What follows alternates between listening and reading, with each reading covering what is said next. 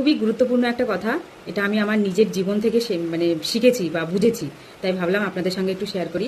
কথাটা হচ্ছে, কিছু কিছু মানুষ, যে মানুষগুলোকে আপনি আপনার হোয়াটসঅ্যাপ বা ফেসবুকে কোনো মতেই অ্যাড করবেন না।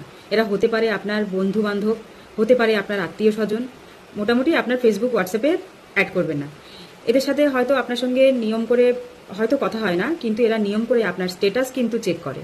আপনি ফেসবুকে কি পোস্ট করছেন, আপনি কি বলছেন, সব কিন্তু তারা দেখে, কিন্তু কোনো কমেন্ট করে না। কমেন্ট করে কোথায় জানেন? বাইরে গিয়ে, যেখানে গিয়ে করলে আপনাকে নিয়ে গসিপ করা যাবে, আপনাকে নিয়ে সমালোচনা করা যাবে, সেই সব জায়গায় গিয়ে এরা এসব কমেন্ট করবে।